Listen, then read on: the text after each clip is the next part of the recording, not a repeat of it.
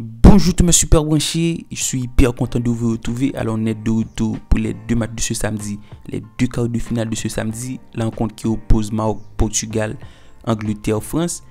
Deux demi-finales hyper intéressantes l'équipe. On va tout donner, on va essayer de faire le maximum de gains. N'hésitez pas à regarder la dernière vidéo de vendredi avec les deux quarts de finale. Cette vidéo est en ligne, n'hésitez surtout pas à la liker, c'est ultra bon pour le développement de la chaîne. Comme toujours, si vous êtes nouveau ici, comment c'est le moment idéal de vous abonner? Abonnez-vous en activant la cloche de notification pour rater aucune de nos prochains contenus. Et si vous voulez plus de paris sportifs, plus de pronostics, je vous invite à me suivre sur Instagram l'équipe. Le lien se trouve dans la description. On se retrouve avec le premier quart de finale de ce samedi, la rencontre qui oppose Portugal-Maroc. Alors les Portugais par favoris pour une cote à 1,62, le nul à 3,60 et la victoire de Maroc à 5,70. C'est une sélection marocaine qui pour la première fois atteint les quarts de finale, un parcours historique pour cette sélection après avoir se classé l'Espagne lors des huitièmes en remportant la séance de tir au but.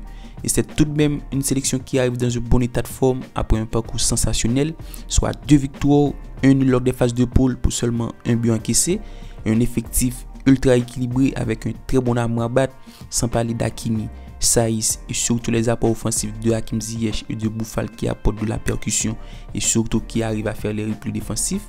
Par contre, face aux Portugais, c'est une rencontre qui s'annonce difficile pour le Maroc. Quand on le voit, la sélection adverse se montre de plus en plus crédible pour aller chercher ce mondial. C'est une sélection portugaise très bien placée avec un très bon niveau de jeu, un jeu offensif avec la présence de Bruno Fernandes, Joao Félix et qui de plus peut compter sur la présence de Ramos sur le flanc d'attaque qui pour moi apporte un vrai plus-value. Ça permet de jouer en profondeur vu que c'est un joueur ultra puissant et surtout explosif. Selon moi, on devrait voir le meilleur effectif de Portugal aligné face au Maroc qui pour moi présente un écart important de par la qualité et du profondeur de banc. Du coup, je donne l'avantage aux Portugais et ce sera pour moi la qualification de Portugal. Et pour mon deuxième pronostic, je pars sur le moins 2.5 buts de Portugal, c'est-à-dire Portugal ne marque pas de but dans ce match, sur le score 1-0, une belle value, elle est cotée à 1.90.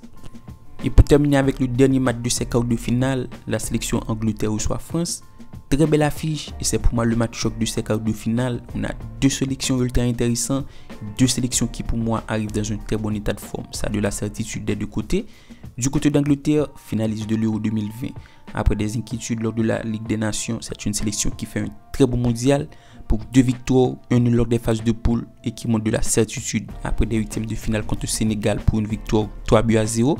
Alors c'est pour moi une sélection à ne pas sous-estimer.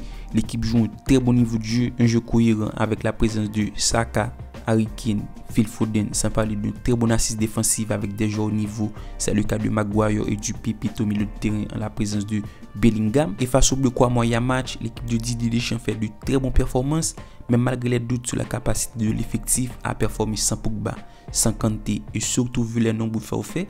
Par contre, c'est une sélection qui a su performer pour 2 victoires, une défaite lors des phases de poule, pour une belle victoire, 3 buts contre Pologne lors des huitièmes de finale.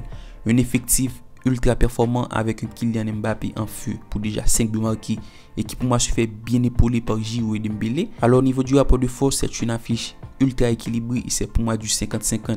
Mais je sens tout de même la surprise dans lequel j'opte donc pour la qualification d'Angleterre qui pour moi me paraît le plus équilibré possible. Elle est cotée à 2.25.